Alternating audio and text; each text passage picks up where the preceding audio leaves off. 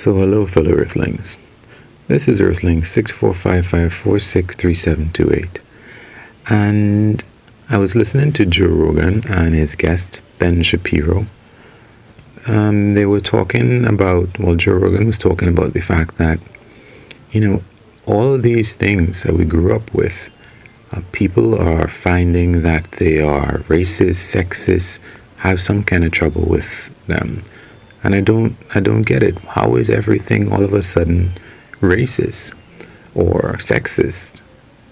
And to me, it's kind of hard to understand why they might not understand that, there are different layers of these kind of ideas embedded in many different cultural artifacts that exist. Things that we do have these layers of majority preference embedded in them. I think I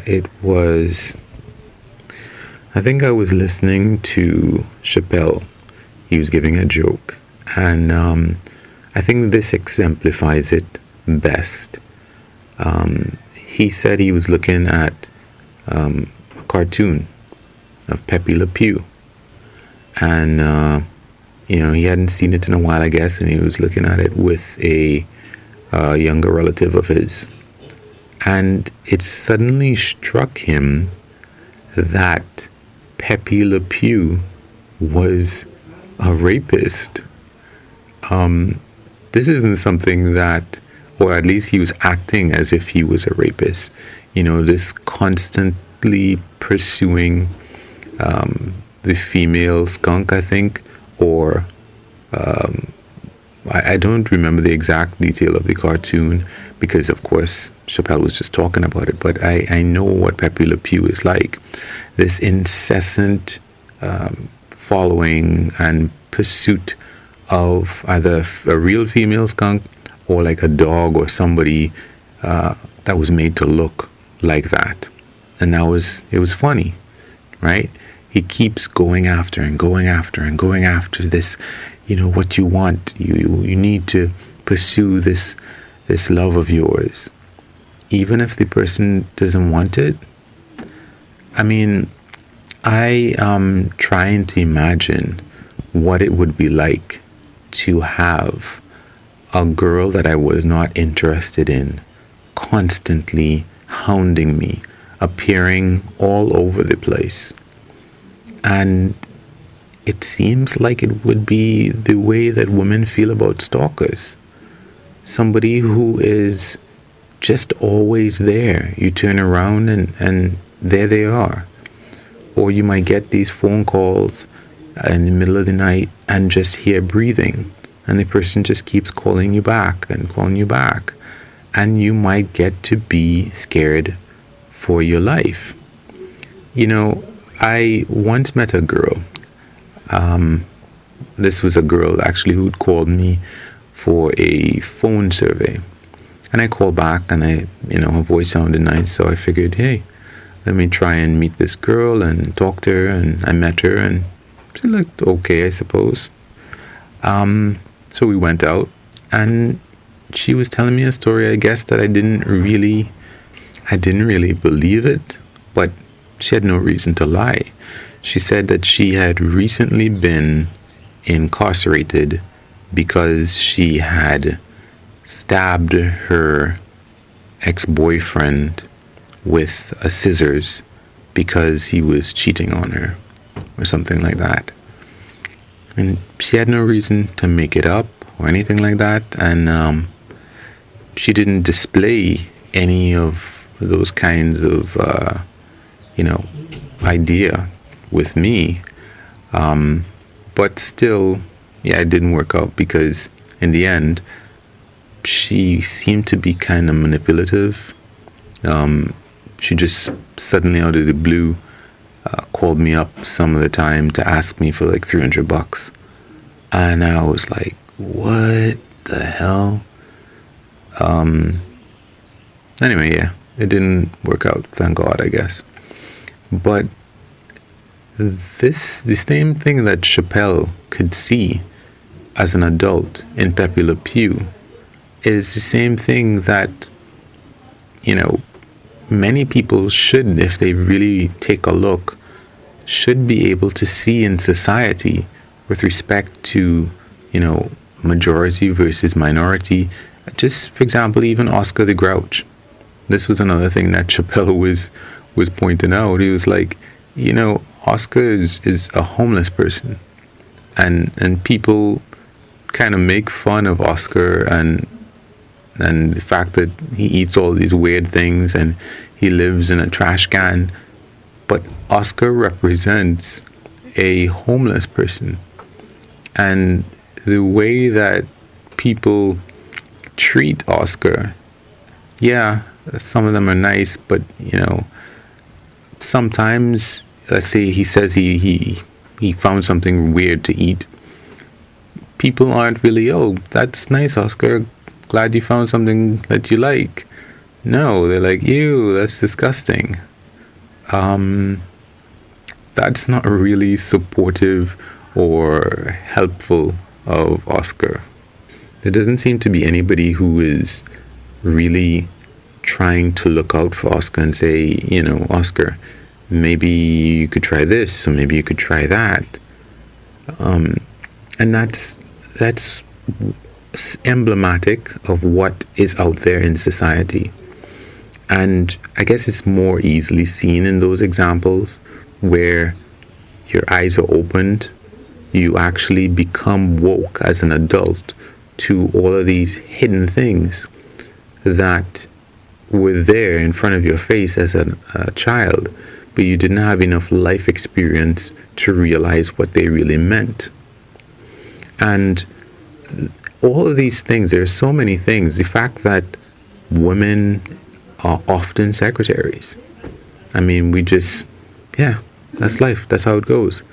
Of course, the reason why that is because of men. It's men's idea that women should be assisting and helping, and a guy can't be a secretary. Yes, there are guys who are secretaries out there. That is not the norm, and it should be. It should be interchangeable. I heard again, Joe Rogan and Jordan Peterson. They were talking again about all the differences between men and women, and they kept saying stuff like women don't choose to get into math or the STEM. And I was wondering what did they mean by choose. There have been studies that indicate that if men and women are in a class, girls and boys, it's more likely that the boy will be picked to answer a question, or boys will be likely to pick to answer a question rather than girls. There are many, many ways in which girls are, whether it's peers, whether it's elders, people show preferential treatment with respect to girls and boys in different directions. And many people are, pressured into a direction that they might not be interested in at all, but they just succumb to the pressure. I remember I heard Bill Gates say something along the lines that when women are given access to higher education in other countries in the world, they choose to delay having children. And, it just crossed my mind that yes, I'm sure there might be some women who choose to delay having children. But most children are not the result of a choice. They're usually very unexpected and very unplanned. And I don't want to say most, I think 40% at least is one number that I saw.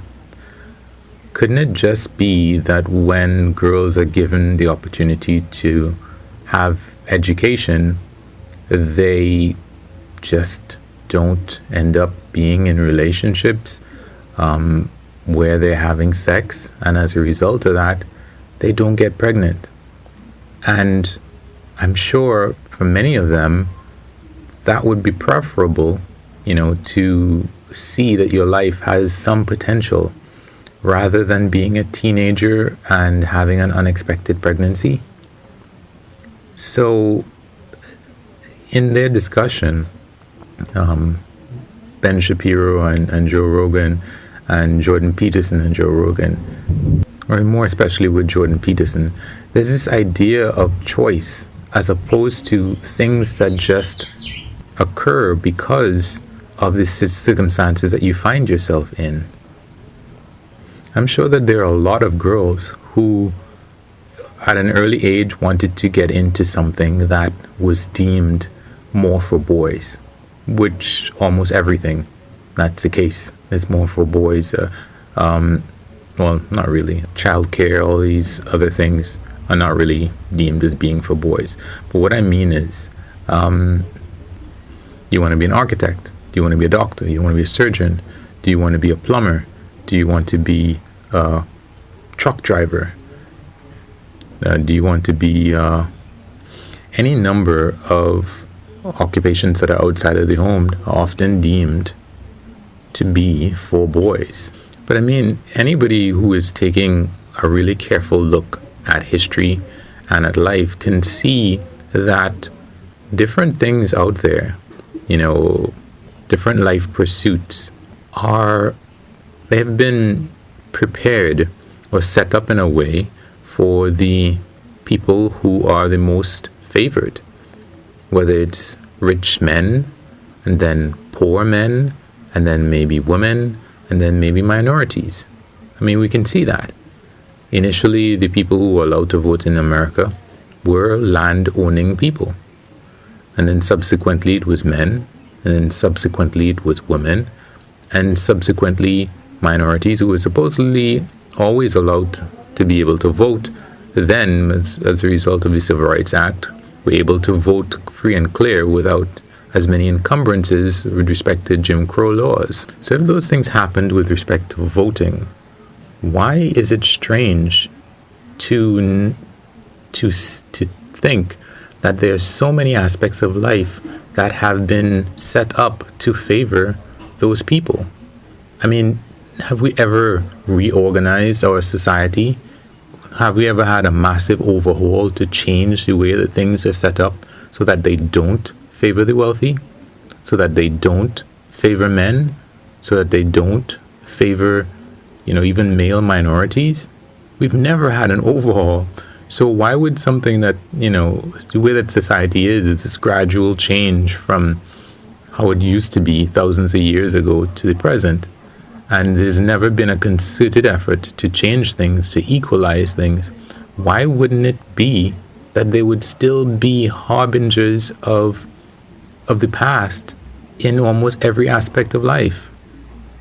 I don't understand why it's so hard to accept that, yes, many, if not all aspects of life will have these things from the past where they favored people with power. Anyway, guys, you can wish me luck. That's like or unlike or comment. And of course, you can subscribe or share. And of course, you can do nothing.